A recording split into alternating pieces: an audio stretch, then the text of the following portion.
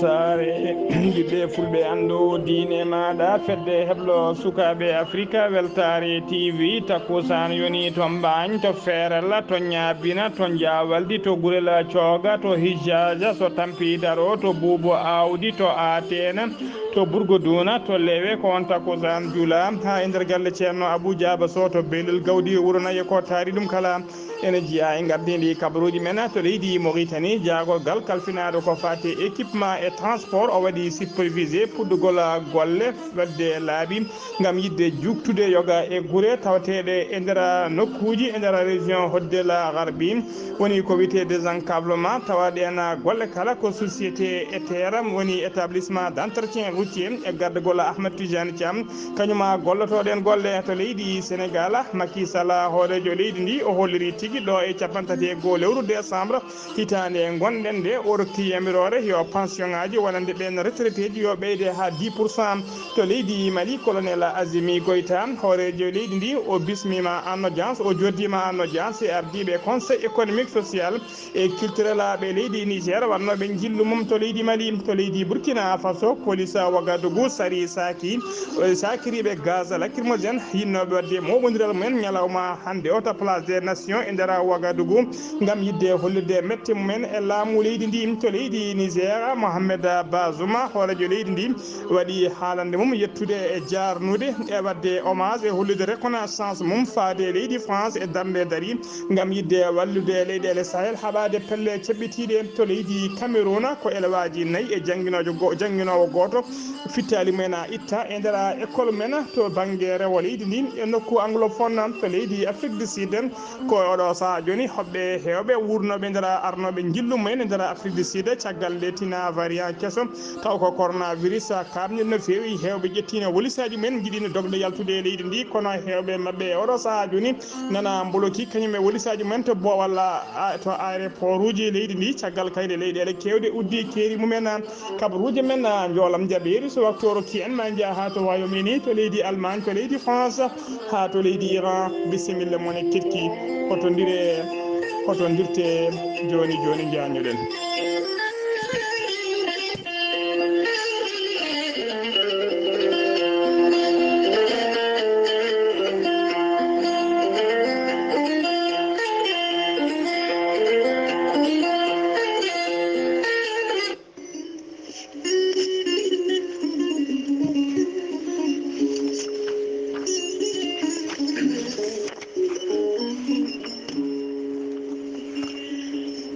ceerno Djibisi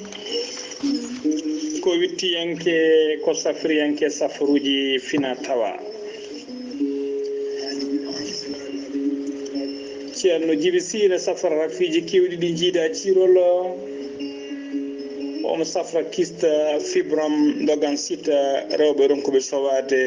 e rewɓe dartoraɓe kala ceerno Djibisi ne safra worɓe ustoraɓe goragu e worɓe ɓe ndiyam mumen moƴƴani ceerno Djibisi ko bawɗo listihara so waddima listihara cikkata mataw ko nder ɓernde ma woni ceerno Djibisi ne safra rafiji kewɗi rafuji worɓe kewɗi ne jiida cirol ceerno Djibisi ne safra worɓe sattoraɓe dewle e rewɓe wonduɓe gorko ladde kala ceerno Djibisi ne tawe oɗo saaha joni nder leydi Sénégal to wuuro wiyetego Djoum kala jiɗɗo hebdemo to leydi Sénégal numéro makko leydi Sénégal mbatta ko 00 221 78 163 24 82 so tawi noon ko banggue WhatsApp jiɗɗa hebdemo ko numéro makko leydi Mauritanie mbatta ko 47 22 80 84 ceerno Djibisi ne wiye dendagal Sénégal naaɓe kala to mbawɗon wonde no mbawɗon wonirde kala oɗon mbawi neldede safaruji mon hano hannirta ni e dendagal rafi e haaju mo neɗɗo jogui kala ɓurata ujunnaji 2 CFA ceerno Djibisi ko bawɗo listihara joom istinjab ha timmi jaɗindo ɓalwal danwal kala ceerno Djiby Sy so yennama ka miskino Allah safruma ha mbiya wen so wona wonduɓe rafiji ɗiɗi woni mo seydineji bahliti hoore mum ha bawalla jano borgal ceerno Djiby Sy ne tawi oɗo saaha joni jillumo nder leydi Sénégal omo jogui leɗɗe pewnade ha fewi bawɗe neldede kala leydi e kala continent omo jogui usula e pegge pewnade ha fewi ittoji dabruji e ɓeydoji arsigaji ceerno Djiby Sy base mum ne gollo e nder Nouakchott lamorgo leydi Mauritanie te legal bitegal Netek ene tawe ɗon miñi ko ene wiye Alassane Sy numéro téléphone mum ko 32 62 04 99 ceerno Djiby Sy ko laaɓɗo reeɗum ala ɗo woni newiɗo sanne sanne mbadden danɗo faade makko kettode kaburuji mon e demgal pulaar Afrique, Asie, Europe, Amérique, Moyen-Orient, Océanie.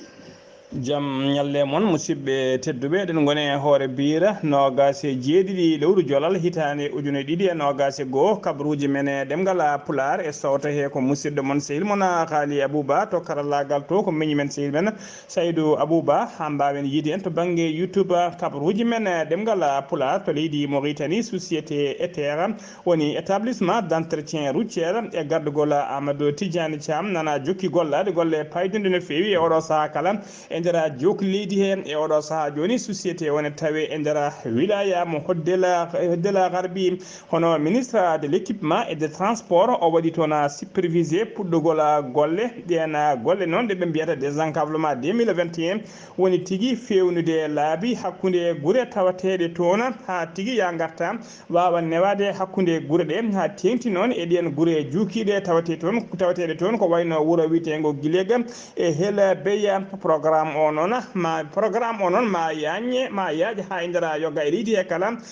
jeeya noon koye programme de désenclavement 2021 tawi financement muɗum foof ko jeelamo leydi Mauritanie kañuma yaltini ɗen koppereje jaara mumen noon ene qime ha capanɗe jeeɗiɗi e joyi million ene fawi temedde jeenayyi e nogas nayyi ujunere e temedere e buuɗi nayyi taw ko haalisa ugoya e limore hesere nde mbiɗen foof noon yalti koye jiifaji laamu leydi Mauritanie golle ɗe noon ko société ETR woni établissement des travaux d'entretien routier e gardugol Ahmedou Tidiane Thiam gollotoɗo golle paydude no fewi oɗo saaha kala e ndera leydi he hollirama noon ɗeɗon golle oɗon programme ko ɗo e lebbi jeegom golle ɗe noon ine waɗi ittude ko wiyete tule ceene tawateɗe kala saaha e yoga e laabi e takko laabi kala wawa ittede e wawde kadi fewnidde nokkuji kewɗi nokkuji to wiyete dalo e ko boni hen kala fewnite e nokkuji to wiyete radioji kala to foti waɗede radio waɗe kala to radio wonno so tawi ko bonɗo wawa fewnitede ha yangartaji ɗi mbawa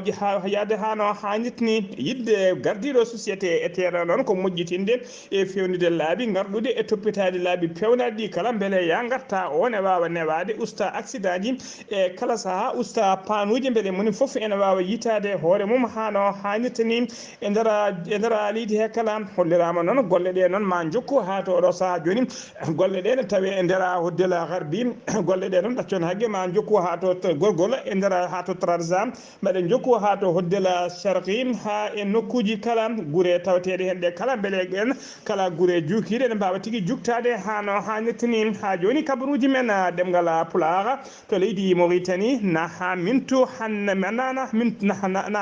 Harouna Wula Cheikh Sidia ko ministre de l'action sociale de l'enfance de la femme et de la famille leydi Mauritanie o waɗi tigui o udditi aljuma hanki o to Nouadhibou nokku tawi ko nokku keblorɗo woni tigui to rewɓe keblete woni centre de formation on centre noon ko rewɓe keblete hen rewɓeɓe noon keblete hen ko ha mbawa jogade koye mumen ha tigui haɓade sama gollago e ndera leydi he kala ha tengti e ndera wuuro Nouadhibou hollirama noon centre o noon golle ɗe noon ne jeeya tigui e programme tawa ko programme yidde mawninde manditare leydi ndi wattode duuɓi capanɗe jeegom e goho hitande ko leydi hebno jeytari muɗuma centre o noon ene hebla rewɓe e fannuji kewɗi no fewi ko wayno rewɓe ha mbawa wadde mburu e ko wadde ko wiyete bonbon e ko wate gueɗe awo ko fati morol e morolam e ko fati e sinkude e ñooti e broderie kala rewɓe ne keble hen hano hannirtini ardi on centre noon ko biteɗo Seyida Mintou Ahmed Wula Zareba ene tawtora cérémonie o noon waali Nouadhibou hono Yahya Wul Cheikh Ahmed Val wondude président conseil régional wondude hakimu Nouadhibou e wiyeteɓe les élus locaux e yimɓe hewɓe wonɓe tawtorama cérémonie o ha joni ko leydi Mauritanie keddoɗen ministre des affaires étrangères leydi ndi hono Ismaïla Wul Cheikh Ahmed o bismima to bureau ji makko o joddima e amman audience e ambassadeur joɗiniɗo leydi Chine e nder leydi Mauritanie hono son excellence Ly Baydiouna ɓe jewtidi ko juuti noon ɓe jewtidi ko heewi ko fati kay jokkodiral moƴƴal hakkude leyɗe ɗe ɗiɗi ɓe jastima cihlagal leyɗele ɗe ko fati e coopération e ɓe jewtidi ko heewi noon ha tengti noon kadi ɓe jewtidi kadi ko fati e batu ko ɓoyata batu joɗoto ngu tawa ngun batu noon ko hakkude jagorɗe leyɗele Afrique joddoto e laamu leydi Chine ɗen gona batu noon ɗamini joɗade koto Dakar lamorgo leydi Sénégal e yontere fande ha joni ko leydi Mauritanie keddoɗen to leydi Mauritanie Mohamed Bilali Massoud ko hoore jagorɗe leydi ndi leydi Mauritanie aljuma hanki o noon o waɗi inauguré barasuji kewɗi woni uddoji ndiyam pewnade e nder falde Bassukono uddoji ɗi noon hen uddo mo iɗi uddide tawe to wuuro wiyetego Arken tawtego e nder commune mo Dara département mo Bassukono golle ɗe noon ina jeeya tigui e programme mo laamu ngu waɗata e kala saaha manditare leydi ndi uddoji ɗi noon hollirama tigui uddoji ɗi noon mbaɗira tigui ko falade ndiyam moftude diƴƴe toɓoji ha tengti e saaha ndungu beele ɓe mbawa ƴellidde nden fanne mbawa naftorade guila to banggue ndema to banggue awa ha to banggue gaynaka kala barasuji ɗi noon tawe e nder wuuro wiyetego Arkene ha to wuuro wiyetego Bakhila e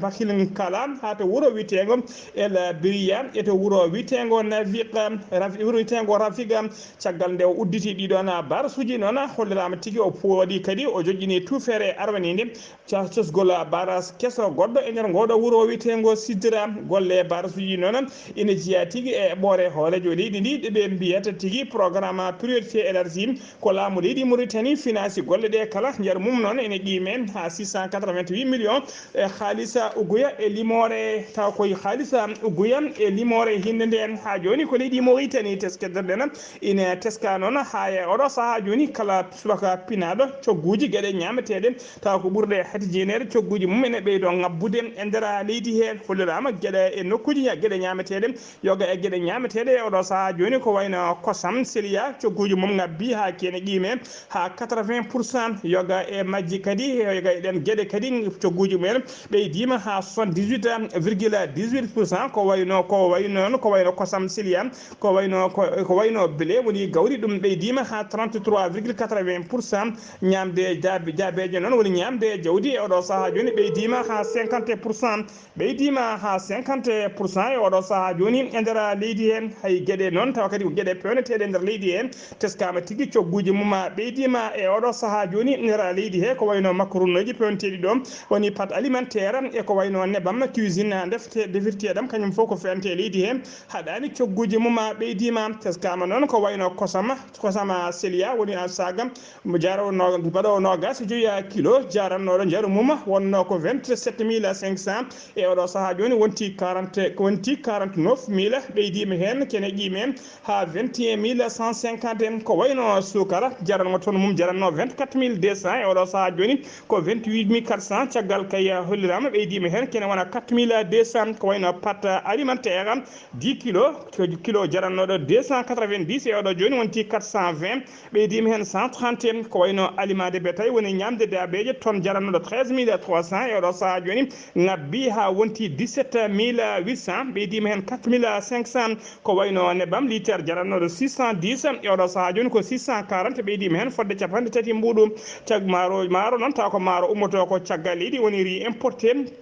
ko jaranno tonne jarannoɗo 32 000 e oɗo saaha joni yeehi ha 38 000 fodde ujunnaje jeegom woni ko ɓeydi hen ha joni kabaruji men ɗemgal Pulaar seno mima to leydi Mauritanie ko to leydi Sénégal paɗen Abdoulaye Diouf Sarr ko jagorgal kalfinaɗo ko fate cellal aden kañum e gollidiɓe mum aseta hande o ɓe mbaɗinoɓe kewatde kala subaka so hujjidde ɓesgu leydi ndi andinde ɗumen bulletin de santé to mboɗo so covid 19 yarata e nder leydi he ɓe kolliri noon e nder waktuji nogas nayyi cakkitiɗi ɗi ko ujunere temen nayyi capan tato yimɓe jeetata kolkise no e nder waktuji nogas nayyi cakkitiɗi ɗi hen yimɓe jeegoma tawama e jaati ko fiɗaɓe covid 19 ɓen jeegoma kala ko communautaire e nder ɓe cellano ɓe ɗiɗo kepti cellal mumen ɗiɗo en tampisannema mballitede banggue fofango hay neɗɗo goto noon ala mo rafi o yooɓi fittade muma leydi sénégal ene yaara oɗo saaha joni capanɗe jeeɗiɗi e tati ujunere e temedde jeenayyi capanɗe jeetati e goho neɗɗo fiɗaɓe e nder ɓen noon capanɗe jeeɗiɗi e ɗiɗi ujunere capanɗe jeetato e tato kepti cellal men ujunere temedde jeetato capanɗe jeetato e joyi neɗɗo woni wasɓe pittade mumen tugui ko rafi o naati leydi ndi faade ñalawma hande o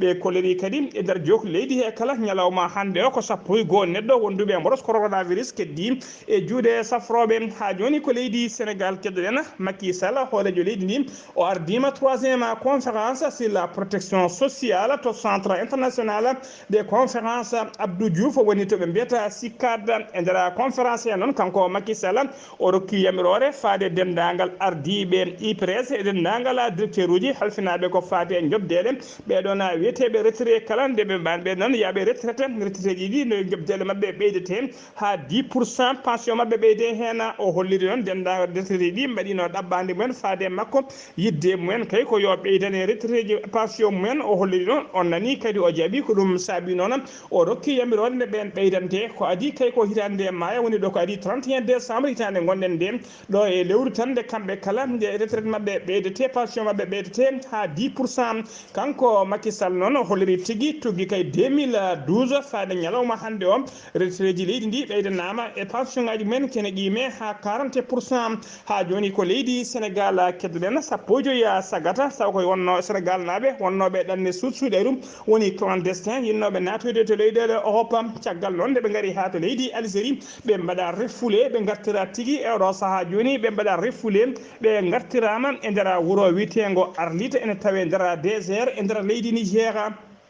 ɓe gartirama noon e oɗo saaha joni ɓe kolliri tigui eɓe tampi eɓe lolli ɓe mbaɗi erago noon faade laamu leydi mabɓe wonde e oɗo saaha joni ala koɓe jiiɗi caggal nde ɓe mbaɗi ɗiɗon vidéo ji e wadde nder réseaux sociaux ñagade kay nden laamu ngu wallittaɓe e oɗo saaha ala koɓe jiiɗi ala koɓe kaaja so wona yo laamu ngu walluɓe noɓe gartiri nder leydi mabɓe sénégal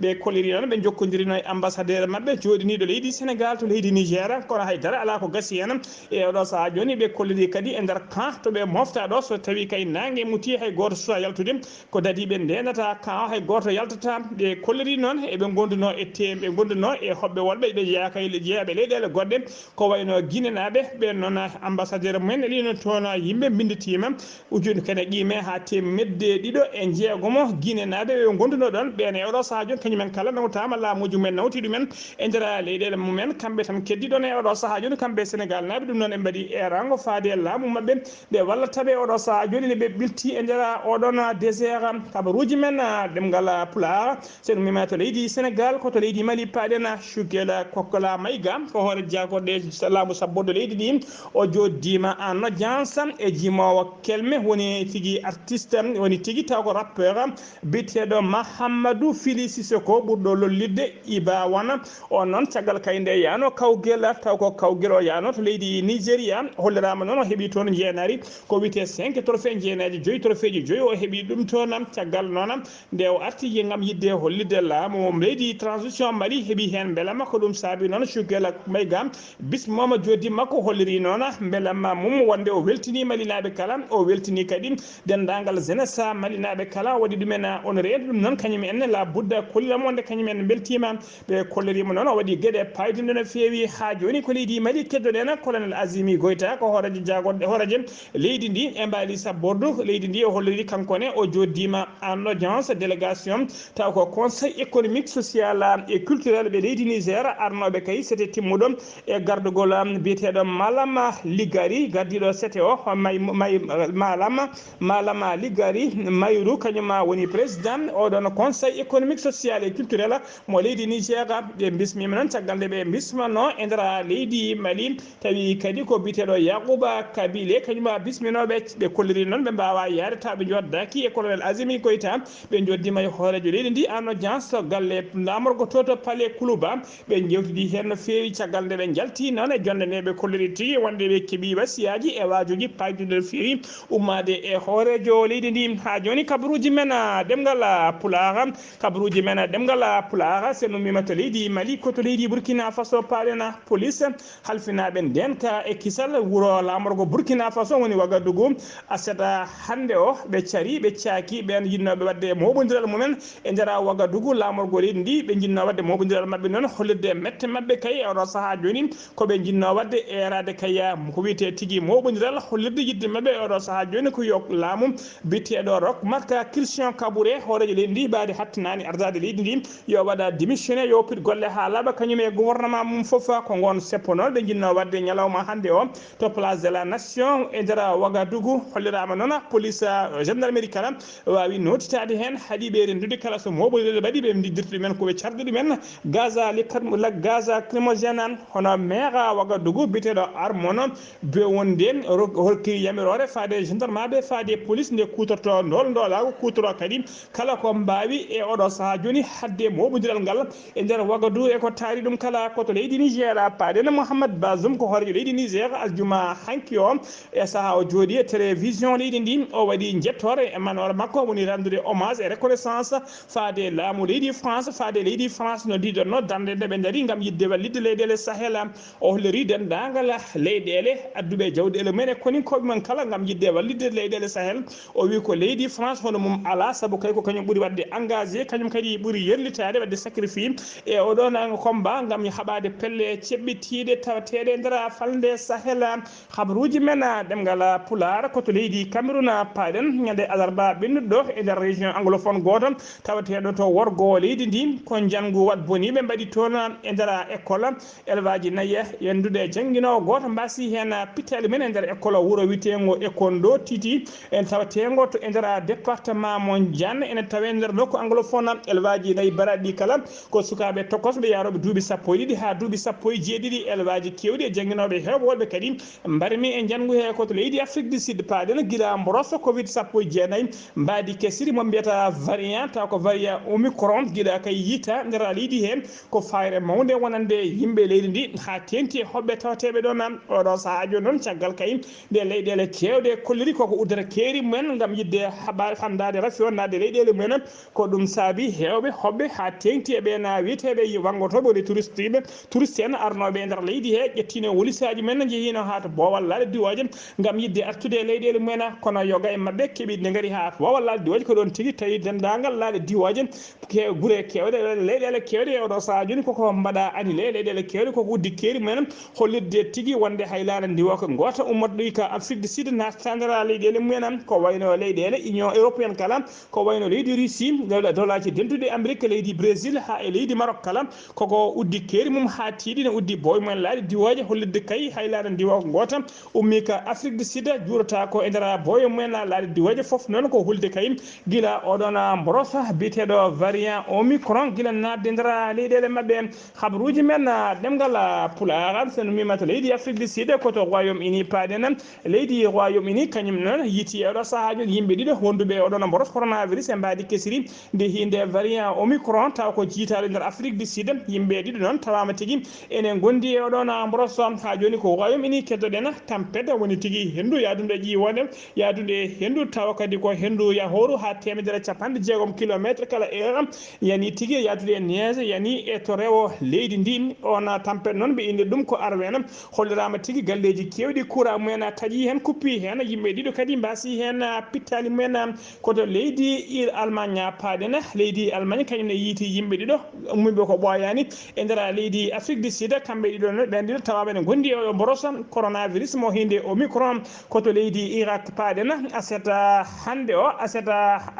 hande o hollirama tigui dadiɓe leydi Irak ɓe kolliri tigui wonde ɓe jooɓima pittali wat bonijo goto taw ko jeeyaɗe pelle ceɓɓitiɗe état islamique wondude ɗiɗo sagataɓe ɗiɗo worɓe tawa kamɓe tata kala ko yinnoɓe dogde kaso moɓe cokono kamɓe kala noon koɓe ñawanoɓe tawa ɓe ñawira ko gueɗe terrorisme koɓe tañanoɓe kadde gurdam mabɓe kaso caggal nde ɓe jinno dogde noon ko ɗon dadiɓe dose mabɓe kuure condi tataɓe kala e mbasi hen pittali men koto leydi France paaden to rewo leydi France ko foyer taw ko